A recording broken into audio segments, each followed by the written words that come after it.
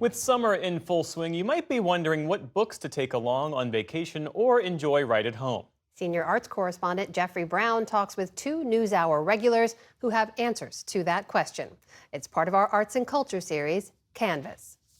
And for ideas for your summer reading, we have two of our favorite readers and recommenders. Maureen Corrigan, a professor at Georgetown University and book critic for NPR's Fresh Air. And Ann Patchett, acclaimed author, most recently of the novel Tom Lake, and owner of Parnassus Books in Nashville, where she joins us. Maureen and Ann, it's really nice to talk to you both again. Ann, you want to start with maybe two or three novels, fiction? Yeah, absolutely. All right, I'm starting off with a book called The Correspondent by Virginia Evans. This is an epistolary novels. Epistolary novels usually don't work, but this one does. It's about a grouchy older woman who lives alone, who in the course of the book makes more and more connections to neighbors, to friends. It's a really beautiful, beautiful book, a debut. Way to go, Virginia. And it says A Cause for Celebration by Ann Patchett on the cover. Yeah, right? Exactly. Everything. That's the thing about owning a bookstore and being an author. My name winds up on a lot of books. Kathy Wang's The Satisfaction Cafe just came out. And again, it's a very quiet, funny, smart book in which you don't think a whole lot is going on, and then more and more and more happens. It follows one woman over the course of her life in the Bay Area. Think Ann Tyler. Just beautifully written, quiet, simple, and very, very smart, very entertaining. Maureen, what do you have? Oh, gosh. Summer to me is mystery and suspense fiction. So S.A. Cosby, who is one of the greatest crime writers alive today, his latest book is called King of Ashes. And it's about a young man, a successful financier, who returns to his hometown in Virginia, where his father has been the victim of a mysterious hit and run. This young man has to figure out how to save the family business, which is a crematory. His father is the king of ashes. He's the owner of the crematory. How to save it from the clutches of a mob that now controls the town. Cosby is tough, he's rough, and that crematory gets a lot of action. So I warn readers who don't like the grisly stuff, that's there, but he is fantastic. If they do, go for it, right? He goes for it, and it feels very authentic. Another book that I would recommend is El Dorado Drive by Megan Abbott. Megan Abbott is an amazing suspense writer who seems to specialize in closed communities of women that turn very weird very quickly. And this book is set in Detroit, which is Abbott's hometown. Early 2000s, Detroit is down on its luck. A bunch of women get together and join a finance club, and they spout all these slogans about female empowerment. And yet this club also turns out to be a Ponzi scheme. So there's that. Okay, how about nonfiction? And give us two, okay? All right, two.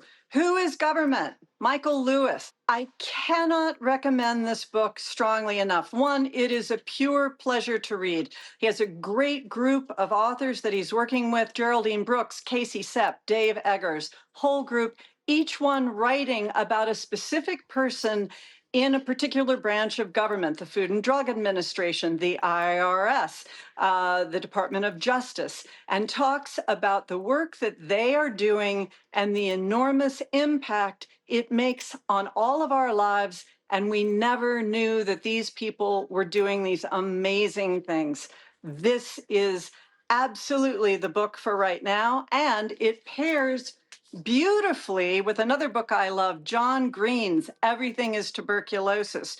John Green, our most famous young adult author, is obsessed with tuberculosis. Tuberculosis in history, but also tuberculosis here and now. Why is it that this completely curable disease is still killing so many people. And what will happen when we no longer are giving money to the World Health Organization to save those people's lives? Okay, Maureen? Okay, summer is sea stories. So one of my recommendations is A Marriage at Sea by Sophie Elmhurst, which is a fantastic true story about a young couple in the 1970s in England who decide that they want to build a boat. They're not wealthy, lower middle class. They want to build a boat, chuck everything, and live at sea.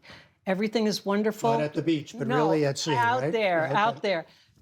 Everything is terrific until about a year into the voyage. They're in the middle of the Pacific, and they encounter a whale who breaches the boat. The boat sinks within minutes, and they are left for 4 months out on a rubber raft in the middle of the Pacific. So it tests the marriage. It also tests endurance, right? So that's one. And then a land story. It's like you think you got troubles in your marriage, right? Well, it does make you wonder, would I really eat raw birds to survive? The other story is definitely on firm ground, The Saltstones by Helen Whybrow. And Whybrow was an editor earlier in her life, worked in publishing. And then, but for the last 20 years, she and her husband have been on a farm in Vermont, and she has been raising Icelandic sheep. This is not my fantasy. This is not my world. But boy, does she take me as a reader out there into the meadow with her and make me feel how everything is interconnected in that meadow. So I strongly recommend that one. Okay, now I asked you both for either a children's book or something that you go back to reread, an old classic. And I understand you've been talking on the side here and come up with a surprise. I know we both love it. Mr. Dog lives by my desk at home. It's by Helen Weiss Brown, who gave us Goodnight Moon, which is a weird story. This is an even weirder story, I think. It's the last book she wrote before her untimely death. And it's about a dog named Crispin's Crispian, and he's named that because he owns himself. He belongs to himself. And it does what great children's books, what great books, period, do. It takes you into a world you would never have imagined, and you just want to stay there. All right, I wasn't expecting that. Well, Anne, give us one last children's book or young adult. What have you got? Yeah, okay. In the Wild by Zadie Smith and Nick Laird, right? Zadie Smith, our greatest writer, has written about a weird little guinea pig in a judo suit. This is the sequel to her book, The Surprise.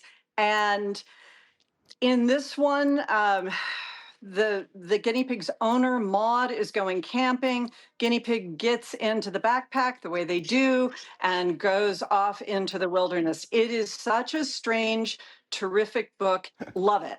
Love it. All right, I know this could go on a long time, but we have to stop somewhere. Anne Patchett and Maureen Corrigan, thank you both very much.